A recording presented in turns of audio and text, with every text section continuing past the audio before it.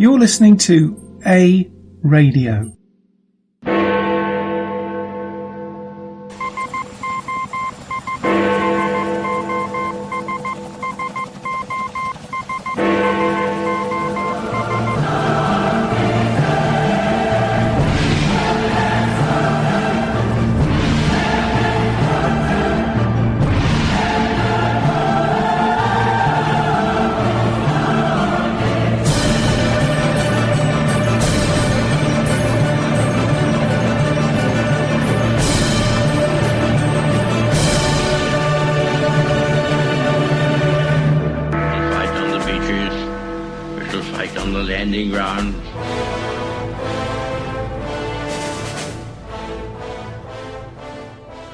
Thank you for joining us. You're listening to A Radio, and this is the Morning Moment.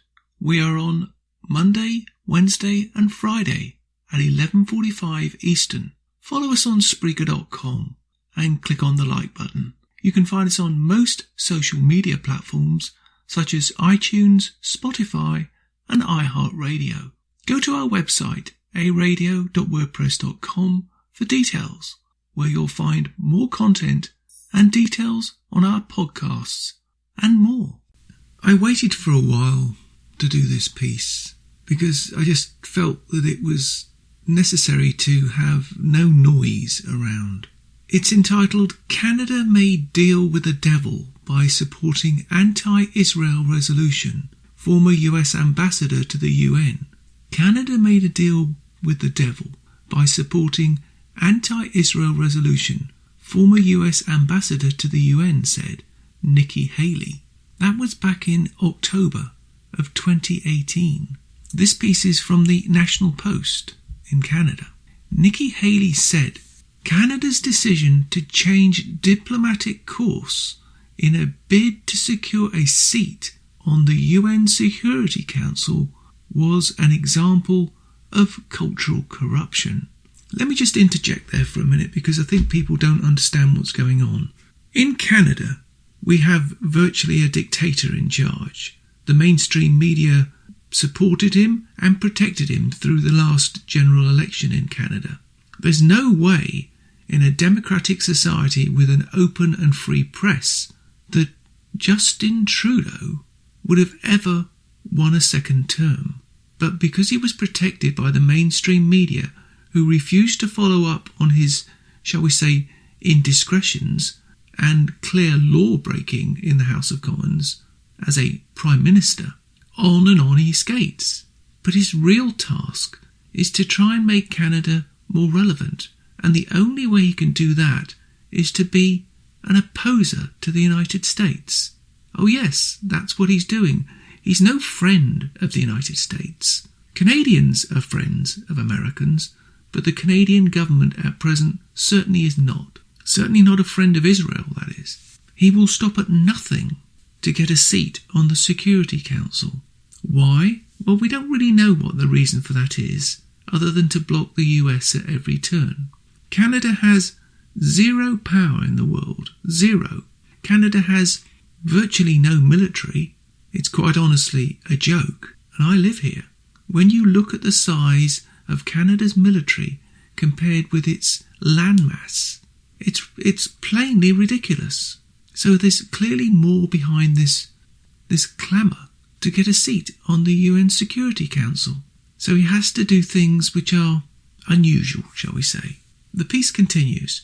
In a surprising move 2 weeks ago, Canada reversed course and supported a resolution put forward by North Korea, Zimbabwe and the state of Palestine that called for a just, lasting, comprehensive peace settlement, unquote, to the Israel-Palestinian conflict. The resolution explicitly referred to the contested lands between the two countries as occupied Palestinian territories, unquote. The move prompted a backlash of anger from Jewish groups and was also condemned as a Faustian bargain by Hillel Neuer of the organisation UN Watch. Quote, "It's just easy not to rock the boat when the crowd is all going one way. Quote, she said, "It's hard to be the only one going in the other direction. But standing alone on behalf of American interests and values is not something to be embarrassed by. Quote, standing alone for freedom and human dignity is something to be proud of. In America, we don't celebrate the mob, we celebrate the person who has the courage and conviction to stand up to the mob. Now we're seeing an example of this cultural corruption playing out in real time." Unquote. She said for a long time Canada had been balanced and fair-minded towards Israel and the UN and had opposed the pull of the anti-Israel culture. Quote, "But Canada is now seeking one of the rotating 2-year seats on the Security Council. It faces a vote in the General Assembly.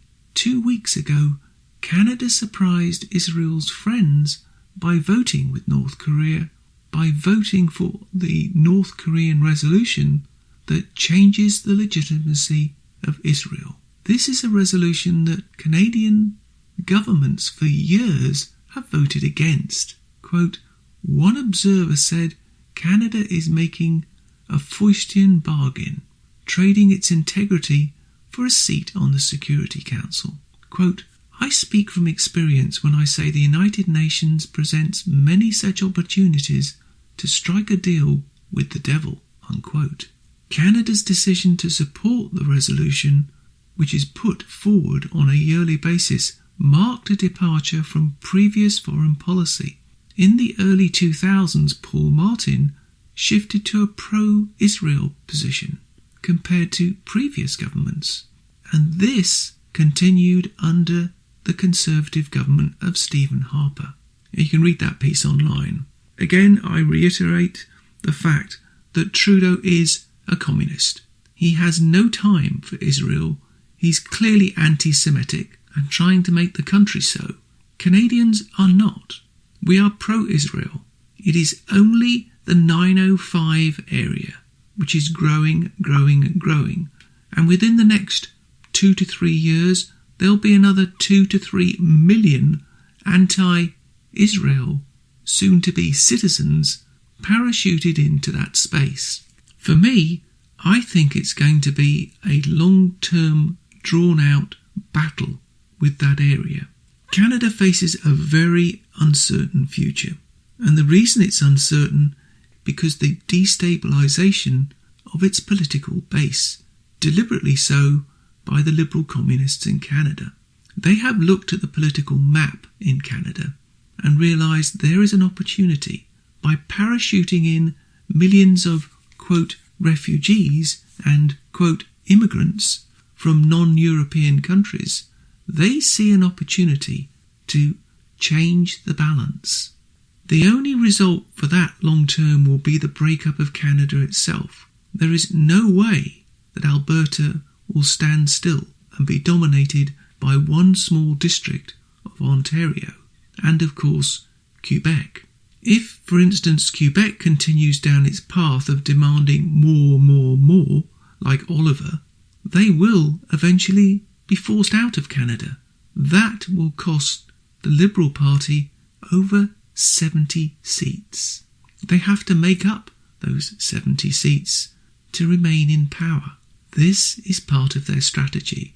However, the Conservatives have an equally challenging task to keep Alberta within the country. So whilst the Liberals look at their problems, the Conservatives must also look at theirs. The result is a very uncertain future for Canada. You can find more at aradio.wordpress.com, where you can find links to us on Twitter, Facebook, Instagram, iTunes, iHeartRadio, Gab, Spotify, and email. We're on Spotify under the podcast section. Type in Canadian Politics with a twist and you'll find us. We are continuing to reach out to you, so please pass these links on to your friends. Please click on the follow button on Spreaker.com You can listen to all our morning moments at Spreaker.com/A-Radio, EHRADIO, A-Radio. And please click on the like button. Join us Monday, Wednesday and Friday at 11:45 Eastern, and tell your friends and pass the word. We only tell the truth, not what the mainstream media want you to know.